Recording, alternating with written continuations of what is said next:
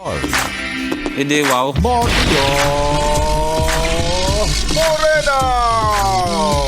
Yes FM! Andito na, sabi nga ni Zach Tabudlo, andito na si Maria Morena. Nagutom na din. Ikaw ba? Kumain ka na? O kagaya ko din na nagpapalipas o kaya naghihintay ng manlilibre? Ayan, dyan tayo. Magaling.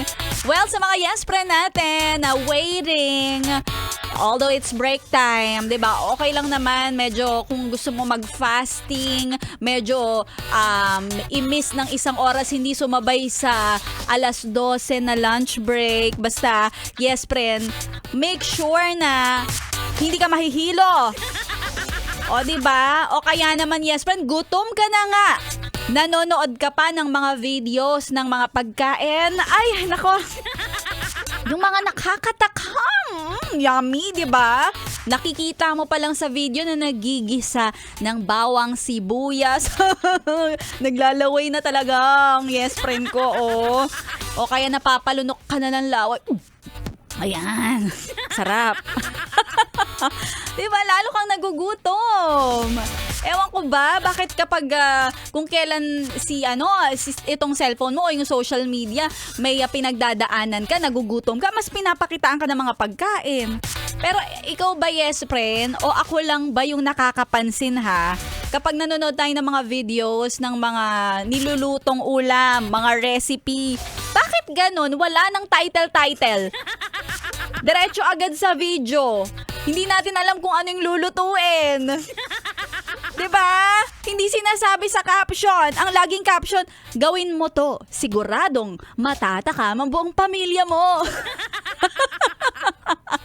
Ano ba yan? Hindi talaga sasabihin kung anong pangalan ng ulam. Madali lang naman mag-type.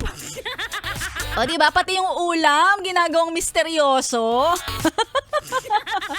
Kung sa bagay, yan naman talaga yung official, legit na matatawag mong nagpapayami. Kasi pagkain talaga, yun yung talaga yung literal na yummy.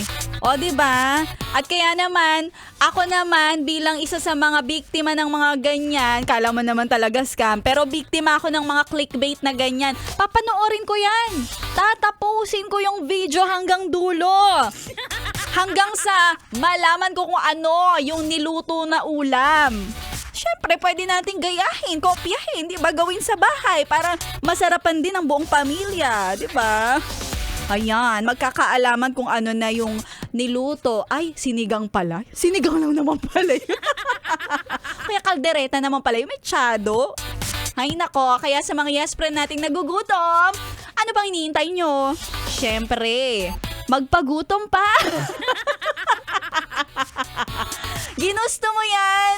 Pero sana naman, yes, friend, ikaw ay happy sa pagsa-sound trip kasama si Maria Morena.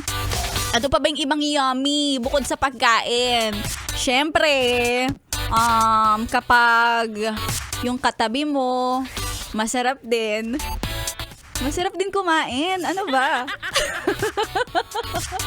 Happy listening sa mga yes friend nating nakatutok dito sa 101.1 Yes FM. Solid ang inyong tanghalian. Sana solid, kasarap ang inyong mga pananghalian. At syempre sa mga nakatutok sa atin ngayon, pwede kayo magpa-shoutout through my Facebook page, DJ Maria Morena. Papasarapin natin at papatirikin ang inyong mga tanghali.